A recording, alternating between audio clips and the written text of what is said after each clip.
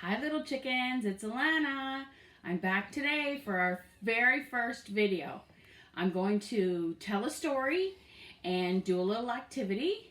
My cameraman Mitchell is helping me out so I don't have to try to do both at the same time. So the first thing I'm going to show you is the little activity that I sent home for mummies and daddies the other day. So I went to the dollar store and I bought a bag of rocks. Just the simple little river rocks. They're perfectly fine.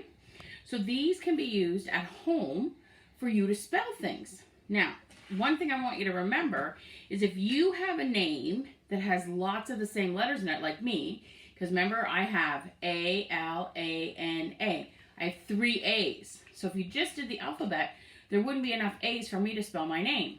So what you need to do is before you do anything else is you need to put all the letters from your name on rocks.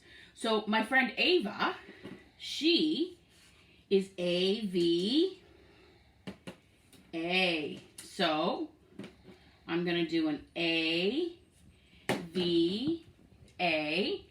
and that will start off Ava's set of rocks. The same with my friend Jesse. He's the same, and he's even harder because he's a J. A J. Then he's got an E. But then, what does my friend Jesse have? 2 S's. S. S. And another E. So if we didn't do Jesse's name, we wouldn't have got all the letters. J-E-S-S-E.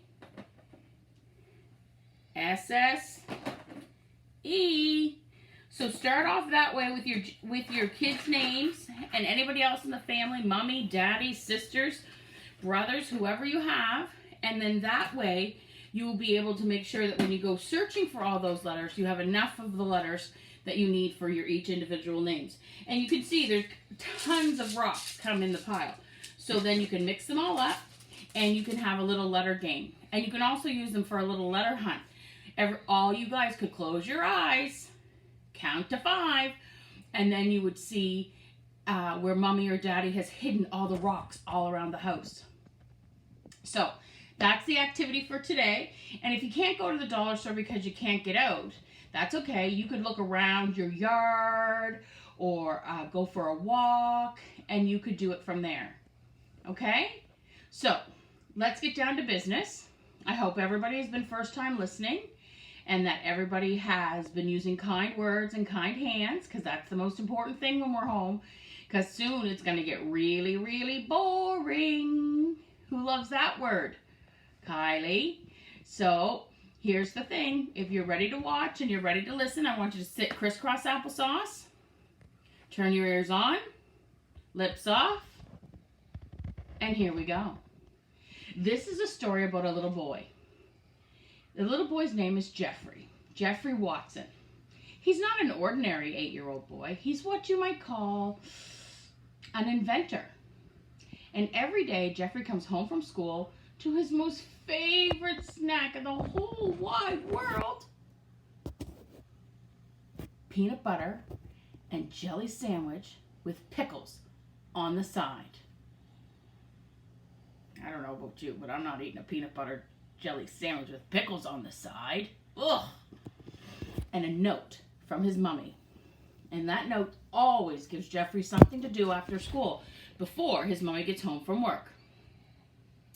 Today's note said, "Dear Jeffrey, please clean your room." Oh, man, said Jeffrey. I don't like cleaning my room. I don't like it. I don't like it. I don't like it. But Jeffrey knew that if he didn't do what his mommy asked him to do, he wasn't going to be in a little bit of trouble. He wasn't going to be in medium-sized trouble. He was going to be in humongous trouble. So the only thing Jeffrey could do was finish his snack and go upstairs to his room. So when Jeffrey got to his room, he could not understand what his mother's problem was. He had everything where it needed to go. He had everything in a place, and everything was exactly where he had left it. But his mother said, "Jeffrey, this room needs to be cleaned." He looked in his closet. It was perfectly fine. It had all of his old inventions in it. He looked at his bookshelf, and he had a pile of papers, a pile of books, a pile of plates.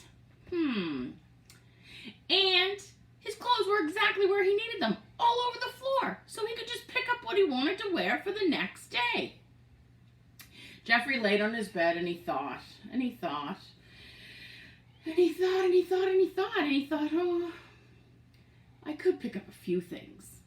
So he began to pick up some clothes off the floor and put them away and put them in the closet, and he began to pick up some dirt and some garbage, and oh, he found his invention book. So Jeffrey sat back down and he started to flip through his invention book, and before he knew it, he was lost track of time. And he needed to very quickly get back to work. But as he continued, he kind of got bored of cleaning. Bored of cleaning. So he laid on his bed and he thought and he thought and he thought and he thought, I am going to invent something that will clean my room so I don't have to do it. What a fabulous idea. So that's exactly what Jeffrey did. He sat down and he made a plan. And he sketched a little bit here, and he sketched a little bit there, and he sketched here and there and here and there, and then voila! The super duper all-in-one bedroom cleaner had been invented.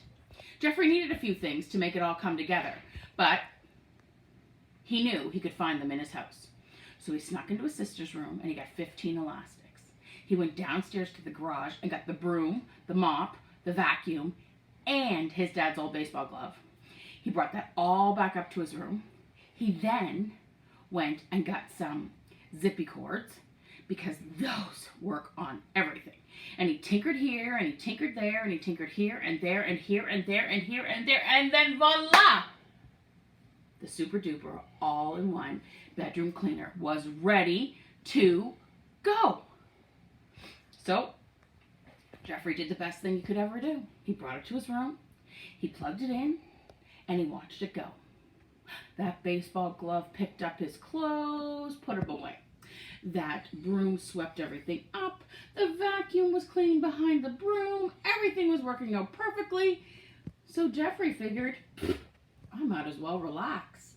So he put his feet up on his bed, he laid back down, and he began to read one of his most favorite books, Young Inventors of Canada. And he was very interested in one of the stories until he heard a small, tiny, itsy bitsy. And he looked around and he saw a puff of smoke come out the back of that super duper all-in-one bedroom cleaner.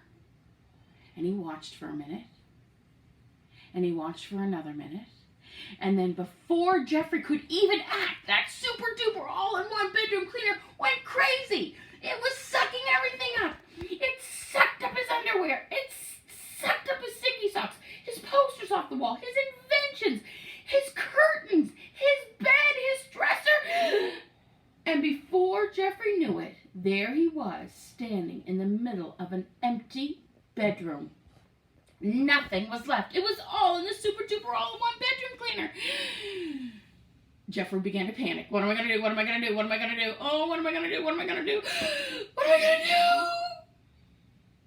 Well, Jeffrey knew that if he didn't get this problem solved, he wasn't going to be in a little bit of trouble. He wasn't going to be in medium-sized trouble. He was going to be in humongous trouble. So he had to calm down, he had to think, and figure out a plan. So Jeffrey thought, and he thought, and he thought, and he thought, and then he figured if everything went in, everything should come right back out. So Jeffrey tinkered here, and tinkered there, tinkered here, and there, and here, and there, and here, and there, and then voila! He had made all the adjustments he needed to make. So he closed his eyes really, really tight. Close your eyes, close your eyes. Closed his eyes really, really tight, and he knew that this was it. If he didn't make this happen, he wasn't going to be in a little bit of trouble. He wasn't going to be in medium-sized trouble. He was going to be in humongous trouble. So he flicked the switch came his bed. Out came his dresser. All his clothes came out. Everything came out just as it went in. Say hi to baby dog. Everything went in. Everything. There was socks, there was underwear, there was posters, all of his inventions. When everything was out of that super duper all-in-one bedroom cleaner, Jeffrey looked around and he realized that his room was a complete disaster. And just as Jeffrey came to that realization, just in that moment when Jeffrey realized that his room was a complete disaster, he heard a sound. And he knew what that sound was. That was his mother's car door slamming. His mother was home from school. She was home, and he had a disaster of a room. And she could hear him calling his name.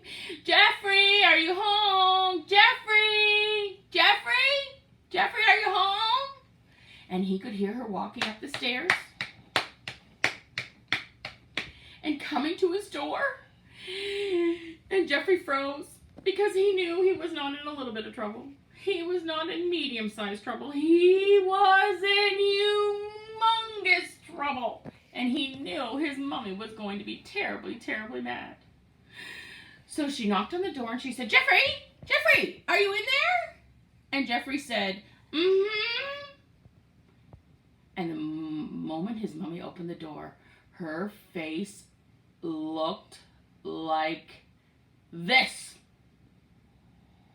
And she said, Jeffrey Watson, what have you done? Jeffrey took a deep breath, looked around his room. He looked around again. He looked at his mother. He looked at his room again. And he looked at his mom and he said,